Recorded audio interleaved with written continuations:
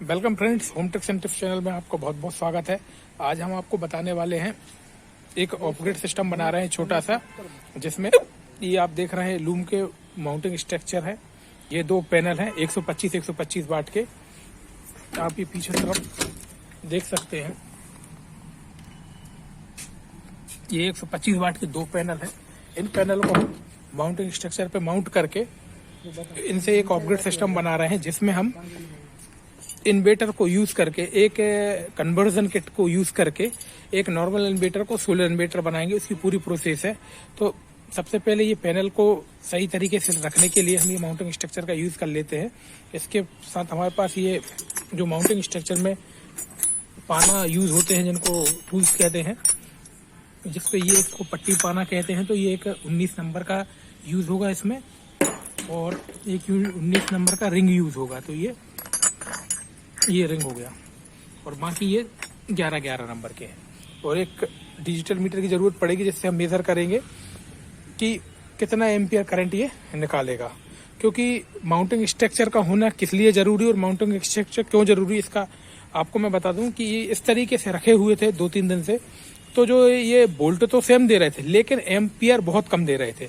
और जब भी हम कोई भी चीज को चार्ज करते तो हमको करंट की जरूरत पड़ती। करंट बोले तो एम्पियर, तो एम्पियर पे ही हमारा फोकस है कि एम्पियर कैसे बढ़े। तो इसलिए हम इसको माउंटिंग स्ट्रक्चर को, एक लैटिट्यूड एंगल होता है, आप चाहे तो एक सोलर पीवी की एक ऐप है, उसको यूज करके एक लैटिट्यूड एंगल ले सकते हैं।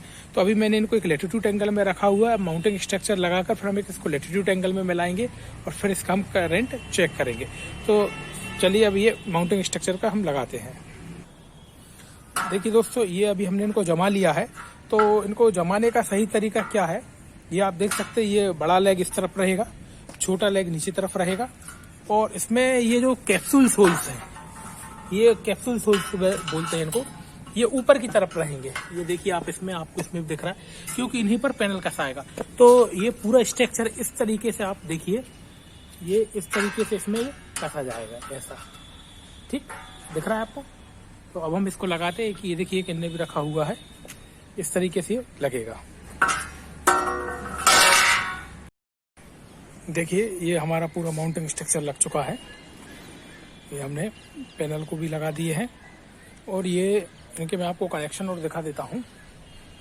ये मोनोक्रिस्टलाइन पैनल है, और आप ये देखिए, ये पैरेलल में, ये दोनों के प्लस प्लस और दोनों के माइनस माइनस, ये पैरेलल में हमने कनेक्ट किए हैं।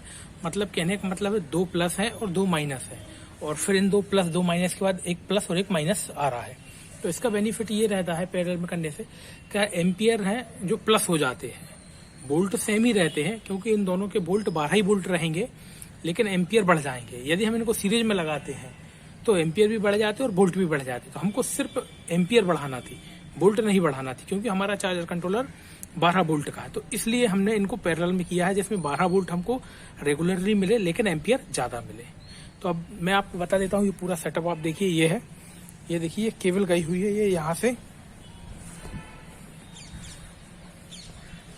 ये केबल बिल्कुल नीचे तक गई हुई है। अब मैं आपको दिखा देता हूँ नीचे जाके। ये अब हम नीचे एक शॉप में आ चुके हैं। ये देखिए माइक्रोटेक का सोलर कन्वर्जन किट है, ये MT30 और 12 लिखा हुआ है। ये देखिए 12, यानी ये 12 वोल्ट के इसको पैनल की आवश्यकता होती है, और मैक्सिमम 30 एम्पियर तक करंट ये झेल सकता है। और ये एक सुकेम का इन्वर्टर है, जो पुराना इन्वर्टर था, इसको सोलर इन्वर्टर में बदल दिया गया है।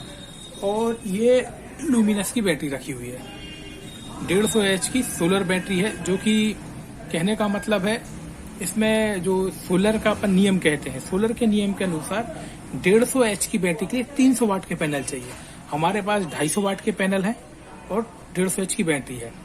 तो थोड़ी सी लेट चार्ज होगी, फुल चार्ज होने में थोड़ा टाइम ज्यादा लेगी।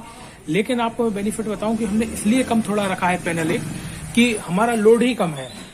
इस शॉप का जो लोड है, इसमें 2 ट्यूबलाइट जलना है और मोबाइल चार्ज होना और एक फैन चलना, तो इसके लिए पर्याप्त है 250 वाट का।